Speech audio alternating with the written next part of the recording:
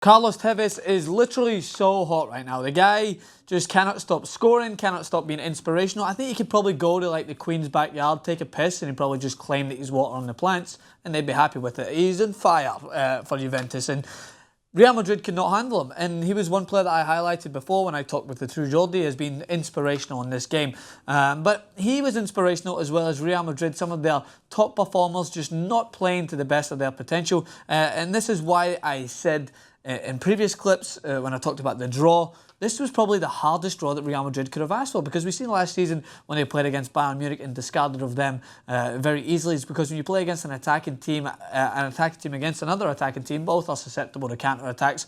But when Real Madrid play against a team that are very similar to Atletico, but have an even more in-depth attacking presence, it's going to be hard for them, because as soon as Juventus got a lead, they were confident enough to soak up all the pressure. So talking about that first goal, Varane, who I usually compliment a lot, it comes in at centre-back with Ramos pushing into centre midfield. And Varane was just far too far away from Marcelo. You cannot allow Carlos Tevez to find that pocket in between the midfield and the back line. Inside the box, he had a good 5 or 6 yard space before he could strike the ball, which Casillas, I felt, could have done a little bit better, but maybe I'm being overly critical of Casillas because I consistently rag on him in goals, but I think he could have pushed it out. It was a weak hand from him, and it just fell to Morata, the former Real Madrid man, who didn't celebrate, which is very respectful, good sportsmanship for him.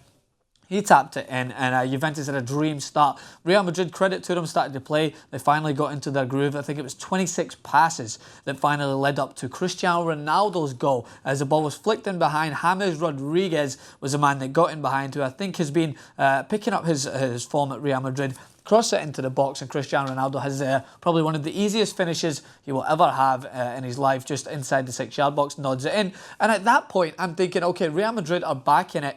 1-1, they will take this result. I said it at halftime, I tweeted it out actually. I says, Real Madrid, if offered this, would take this running. They would come out with a steal, they'd walk back to the Bernabeu, they would miss their flight, they would walk, if they were given this, all the way back to Spain, because this would be a great result for them. An away goal, 1-1, going to the Bernabeu, confident knowing that a 0-0 would not be enough for Juventus, so Juventus would have to bring it in Spain. But Juventus had different plans, and that trifecta in the middle, Vidal, we all know about my man crush for Pirlo, and Marquisio, who I thought was the best out of them three in the midfield. Vidal is very good as well, but Marquisio worked so hard, he retains possession so well, he found the pass that led into to Tevez's goal. He was great. The three of them really have a good partnership in the middle there. But the second goal for Tevez, I think it was an abundance of errors from Marcelo. Tried to take a shot from distance, it was deflected. He had to turn. I don't know why Real Madrid were left one-on-one, where as soon as he turned around, Marcelo was chasing heels. He tripped up, fell, a disaster after disaster for him.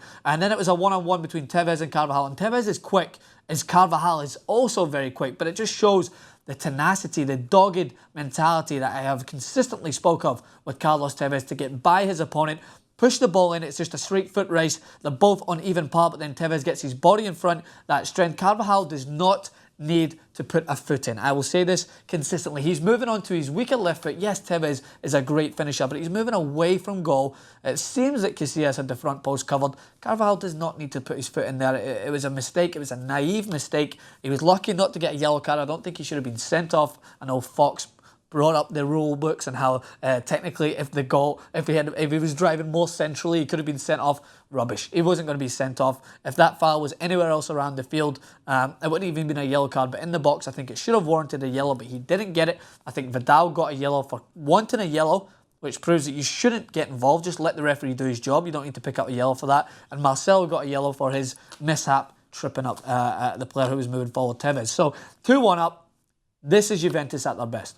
Allow pressure. Just come on. I'll soak it up like a big sponge. Just keep attacking me. Chiellini's in there, putting his head where people won't even put their feet. Get his eye all cut open. He's definitely one of the strongest defenders, putting his head in dangerous places. And he deserves the credit that he gets as an older, experienced defender. Some people doubt him, along with Buffon, along with the whole Juventus backline. But they can hold their own against a team like Real Madrid. The only time Real Madrid started to look a little bit dangerous was when they decided to break in behind Juventus' backline, because they do drop a little bit deep, but when they found space in there, it was dangerous, like what happened in the first half when Isco's cross came right across and James Rodriguez missed an absolute sitter crashing it off the bar. That could have changed the game. But on the other end, Juventus had a chance to make it 3-1. Llorente's header from 6 yards out kind of scuffed off Pepe, and Casillas caught it. But Juventus at their best, soaking up pressure. Now they have that advantage. And don't get me wrong, Real Madrid are not out. I think they need to shuffle a few things around. I don't think Ramos worked in central midfield in this game. I think I tweeted out as well. I like to quote my own tweets if you hadn't already realised that.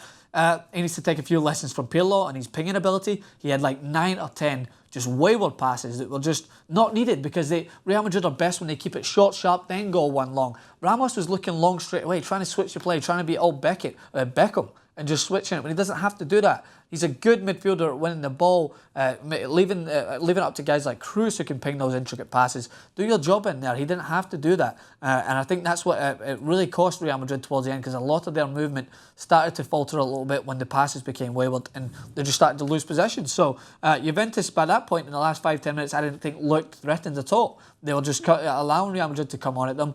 Ronaldo was getting a little bit frustrated. Chiellini was definitely getting at him, making those tackles. And Juventus are going to be confident going back to Real Madrid. However, I don't know if I fancy Real Madrid or not. I still think that they've got what it takes to win, as we've seen against Atletico Madrid, to win at home. But this Juventus team are similar to Atletico in the way that they will go to Spain confident that they will hold the 0-0 the way they did in Monaco. So I definitely, if I was a betting man, it's definitely tough because I do fancy Real Madrid for a 1-0, but same way I could also fancy Juve for a 0-0. So we want to know what you guys think. Let us know in the comment section below. As always, thanks for coming on to TYT Sports to watch our Champions League recaps. Follow us on Twitter at TYT Sports and continue the conversation with me at Francis_Maxwell. And thanks again, guys.